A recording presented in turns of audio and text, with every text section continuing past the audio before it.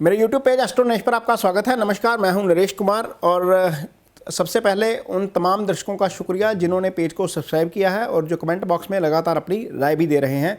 यदि आप पेज पर पहली बार आए हैं तो इसे सब्सक्राइब जरूर करिए और यदि कंटेंट आपको अच्छा लगता है तो इसे लाइक करिए और शेयर जरूर करिए। आज बात करेंगे गुरु के गोचर की। 2023 में गुरु का गोचर जो है वो मेष राशि में होगा। फिलहाल गुरु जो है वो मीन राशि में गोचर कर रहे हैं, लेकिन 22 अप्रैल को गुरु जो है वो राशि परिवर्तन कर जाएंगे और मेष राशि से गोचर करना शुरू करेंगे। लेकिन ये जो गोचर होगा वो अस्त में होगा, क्योंकि गुरु जो है वो अस्त हो जाएंगे 30 मार्च के आसपास और 30 अप्रैल को दोबारा उदय होंगे। 30 अप्रैल को उदय होने के बाद गुरु जो है वो 4 सितंबर को वक्री हो जाएंगे और 31 दिसंबर को पुनः मार्गी होंगे। अब गुरु जो है वो कुंडली में जो है वो 12 में से 9 घरों को डोमिनेट करते हैं, यानी कि 9 घरों के ऊपर गुरु का प्रभाव पड़ता है। सबसे पहले गुरु दूसरे, 5वें, 9वें और 11वें घर जो हैं कुंडली के, उसके कारक ग्रह हैं। दूसरा घर धन स्थान होता है, 5वें घर से हम संतान देखते हैं, 9वां भाग्य स्थान होता है और 11वां भाव आपकी आय का भाव होता है। गुरु इन चारों भावों के कारक होते हैं। कुंडली में 2 राशियां मीन और धनु राशि जो हैं वो गुरु की होती हैं और गुरु की 3 दृष्टियां होती हैं। इस तरीके से 12 में से 9 जो भाव हैं वो गुरु के प्रभाव में रहते हैं। लिहाजा गुरु का ये गोचर बहुत मायने रखता है अपने आप में। लेकिन क्या ये गुरु का गोचर सबके लिए शुभ होगा या कुछ अशुभ फल भी करेगा, इसकी विवेचना करेंगे। लेकिन सबसे पहले ये बताएंगे कि गुरु का गोचर कुंडली में दूसरे, 5वें, 7वें, 9वें और 11वें भाव में शुभ होता है। अब बात करेंगे वृष राशि के जातकों की। वृष राशि के जातकों के लिए गुरु का ये गोचर 12वें भाव से होगा, क्योंकि फिलहाल अभी जो है गुरु शुभ गोचर में है। वृष राशि के जातकों के लिए गुरु 11वें भाव में गोचर कर रहे हैं, तो निश्चित तौर पर 11वें भाव में गोचर होने के कारण वृष राशि के जातकों को इसका बहुत लाभ भी हुआ होगा, क्योंकि गुरु यहाँ पर आय भाव के स्वामी भी बनते हैं और आय भाव के कारक ग्रह भी हैं। जब ये गोचर होता है तो ये काफ़ी शुभ फल देता है। लेकिन अब चूंकि गुरु का गोचर 12वें भाव से होना शुरू हो जाएगा, तो 12वें भाव का गोचर जो है वो शुभ गोचर नहीं होता। अब शुभ गोचर नहीं है तो जिन 2 घरों के गुरु स्वामी हैं आपकी कुंडली में, वहाँ के सिग्निफिकेंस थोड़े से डिस्टर्ब हो सकते हैं। ये बात आपको ध्यान में रखनी पड़ेगी। लेकिन इसके बावजूद आपकी कुंडली में कुछ ऐसी चीज़ें हैं जहाँ पर गुरु की जो गुरु का ये गोचर है वो शुभता देगा आपको। सबसे पहले गुरु जब 12वें भाव में गोचर करेंगे तो चौथे भाव को देखेंगे पंचम दृष्टि के साथ।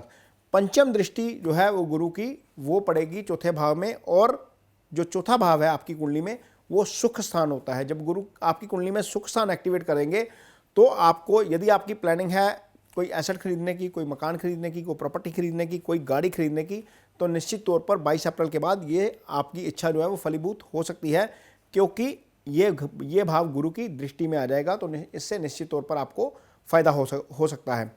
चौथा भाव जो होता है वो माँ का भी भाव होता है। यदि आपकी कुंडली में वृष राशि के जातकों की कुंडली में वृष राशि के जातकों के लिए माँ की सेहत को लेकर कोई चिंता चल रही है या कोई माँ की सेहत को लेकर दिक्कत है, तो निश्चित तौर पर उसमें भी आपको इम्प्रूवमेंट देखने को मिल सकती है। चौथे भाव से ये सिग्निफिकेंस आता है। तो चौथा भाव जो होता है वो मन का भाव है। आपको जो इनर पीस मिलती है, आपकी पब्लिक परसेप्शन जो होती है वो चौथे भाव से आती है। इनमें भी सुधार होने की गुंजाइश है, क्योंकि गुरु का ये गोचर आपके लिए, गुरु की दृष्टि जो है वो आपके लिए शुभ साबित होगी। हालांकि गोचर शुभ नहीं है, मैं बार बार कह रहा हूँ, लेकिन दृष्टि हमेशा शुभ रहती है। गुरु की एक दृष्टि पड़ेगी अब छठे भाव के ऊपर, क्योंकि जब 12वें भाव में गोचर करेंगे तो सप्तम दृष्टि से छठे भाव को देखेंगे। छठा भाव क्या होता है?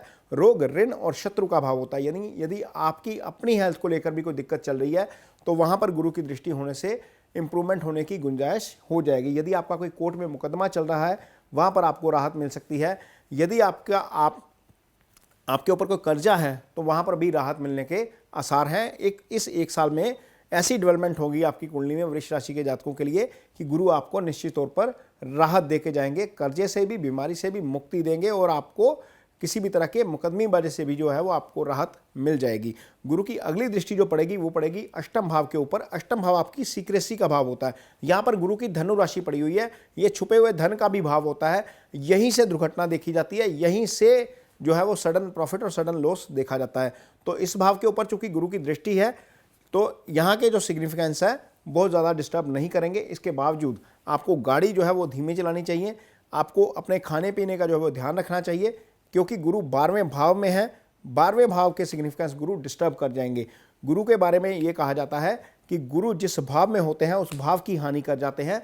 12वां भाव हॉस्पिटलाइजेशन का भाव है, 12वां भाव खर्चे का भाव है, 12वां भाव मोक्ष स्थान है, 12वां भाव स्लीपिंग डिसऑर्डर का भाव है। तो यहाँ के सिग्निफिकेंस आपके लिए खराब रहेंगे।